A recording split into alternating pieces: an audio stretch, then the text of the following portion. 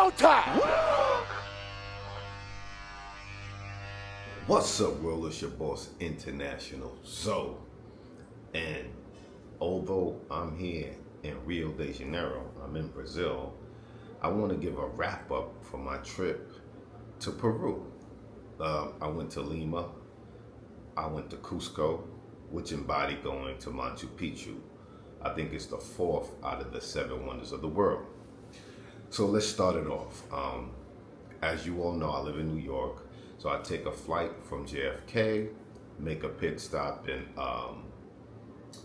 Panama City, from Panama City on to Lima, Peru, International Airport. It was a night flight, so I arrived at 12:30 in the morning, which is not really an opportune time to arrive in a new country that you haven't been before, but so be it. That was the ticket that I got.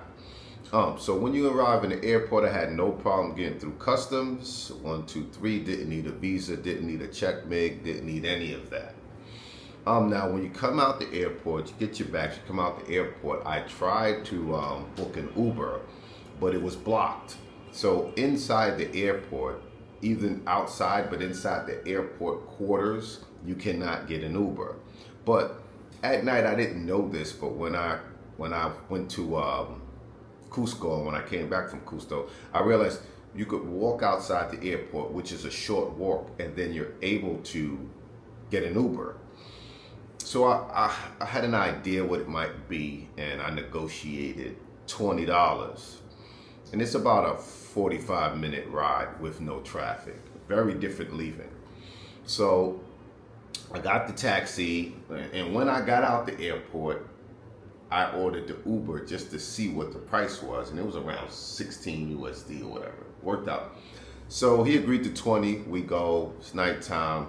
My first stay was in one of the most popular neighborhoods. It's Miraflores. When we arrive, he tries to say $60. Now, if you're a woman or if you're not used to haggling or standing your ground, it could be a problem for you. I told him that was not going to happen. And he apologized for trying to rip me off. I'm like, why are you trying to rip me off? He apologized. He took the $20, which was still more than what it would cost if you were able to catch your Uber. So I go up to my Airbnb, really nice, beautiful Airbnb, but now it's like, 1:30 in the morning. So I basically just go to sleep. I check out the Airbnb, and then I take a nap, go to sleep. I wake up in the morning like I usually do. It's a little chilly at this time. It's not the opportune time season. I get up, and I'm maybe like 2 blocks or 3 blocks from the water. Now, Lima, Peru was built on a desert, and it's built right at the Pacific Ocean. So it's built like on a cliff over the ocean. So it's a beautiful look down to the ocean. Now, you could walk down to the ocean. You have these overpasses that passes over the highway, and I did that. But so when I went to the ocean, to the water, to the cliffside, I walked right. And when you walk right, you can run into a lot of things that they have to offer, the beaches and this, that, and the third. First day I did that, then I went over to check out some of the popular restaurants that I had on my list, which was a lot. And of course, the first thing I had was a pisco sour. I had some ceviche. I walked around a little bit and found my way. The next day, I come out, I go to the water, to the cliffside, and this time I walk left. And I run into the Lacoma Mall. I run into the famous image of the 2 couples kissing in the park. It's Parque Amor or something like that. So that's some of the things you would have on your tourist attraction lists. I keep walking. I walk into the next neighborhood that I would eventually stay, which is the second most popular neighborhood, which is Barranco. And Barranco has certain things to see there, nightlife, great restaurants, so on and so forth. So I'm walking left and right in the morning. About the third day, I run into a tour agency, and I book 2 tours. I book a tour to, that same day, I book a tour to the Magic Fountains, which is like a water show or fountains. and that was cool. You know, I had this Peruvian donut there and all that, so that was cool. But the next day, I go to is a full day tour. It's like almost like a 12-hour tour where we go to Paracas, and when you're in Paracas, you go see the sea lions and some other things there to see. You go on the water and you see these famous lines in the sand, which is like a shape, but they're faint. And it was kind of foggy and it was kind of chilly, which was, you know, it was okay. But then from there you go to Acachina, which is the desert oasis. Now they have this lake in the middle of the desert, and they have these buggies that take you around the desert, and all you do the sand surfing. And it was like 70 degrees there or 75 degrees there, which was total contrast from Paracas. Had a great time. Never had sand surf before. Now we didn't stand. Most people just laid down on the board and went down these sand hills. But also in those buggies, you won't get to drive them yourself, or at least I didn't see that happening. But the guy, the driver, is going to drive real wild and make you feel like you're on a roller coaster, and it was just a great time. But I will say, at nighttime, it does get cold there, very cold at night. And they selling these little face masks for, you know, like $1 or $2. Don't be cheap, get the face mask, it helps a lot. So I come back, I'm on the couple of dating sites, and I'm getting the most traction off of Bumble. A match with a girl named Cami. We go to dinner in a really fine restaurant, really nice. One that I picked, one that was on my list, and it was expensive for 2 people, couple drinks. The bill ran about $100, which is expensive when you look at the option. But it was an upscale restaurant. There were people there on their honeymoon and or not honeymoon, there were people there celebrating their anniversaries and things like that. So I go on maybe 1 or 2 dates. We spend a day together, and then it's off to Cusco. So I go to Cusco. Now, right before I go to Cusco, I check into Barranco, which is the next neighborhood.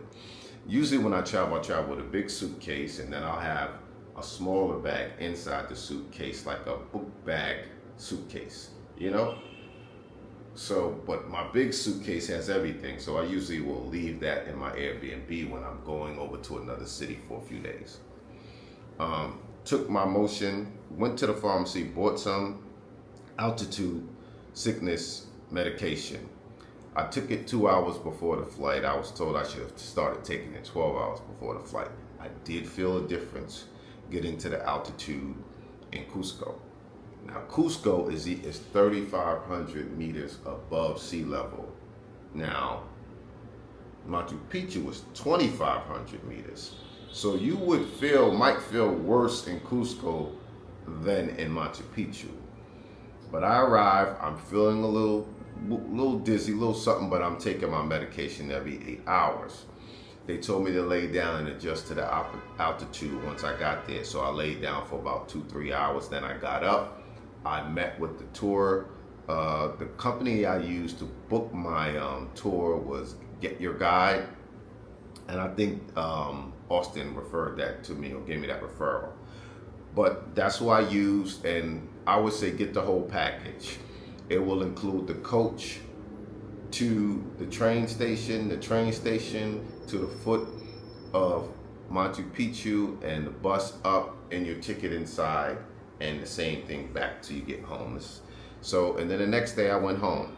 If you want to do some of the other things they have to offer in Cusco or at Machu Picchu or in that area, stay another day or 2, but 3 days was just fine for me. I returned back to Lima, to the new neighborhood of Barranco. You know, I'm checking out restaurants, going by the mall. Had a few more dates. Had a date in a dangerous, the area is called Callao, which is one of the most dangerous districts. And they say it's not really part of Lima. But I went to La Punta, which is it's the port where they get do a lot of transport, import, transport, and it's a big fish factory town where people do a lot of the fish packaging, scaling. Because I guess the people with restaurants, fish is one of the most famous, known dishes is ceviche. Now they also eat guinea pigs and they also eat llama there. I didn't try that, but especially when you go to Cusco, there'll be that guinea pig dish on the meal. Chicha is also this purple corn drink that is delicious, absolutely delicious. So, and I went on a date there, met a nice young lady, and I had another date with a doctor in Miraflores and another restaurant on my list. Just to say, I have a guide for Lima, Peru, and it's in the details. You can go connect to my Patreon and download the guide for $25. It has everything in there that you might want to know about Lima, Peru, and going to Cusco. So yeah, I have a few more dates. I hang out with Cammy a few more times. The women seem to be very nice. There was a few more potential dates I could have had, but I had to go. A decent amount of English was spoken there. I was able to manage without having a grasp on Spanish. Restaurants, people spoke English. There was somebody there, taxi drivers. I was amazed at the amount of people who spoke English. Being in Colombia a lot where you don't run into that, it was nice to run into that option of a decent amount of people who spoke English. All in all, what I will say, I really enjoyed Lima, Peru in particular. And if I enjoyed it in the off season, I could only imagine what it would be like in high season or spring, summer. I know it gets pretty hot in the summers, but next time I go back, I will enjoy the beaches and I will explore the nightlife. But all in all, I had a wonderful time, and Lima has definitely put itself in my top 10 of favorite cities around the world that I've ever visited. International Zone, this is a wrap up. Lima, Peru, shout out to you. Are you not entertained? Are you not entertained?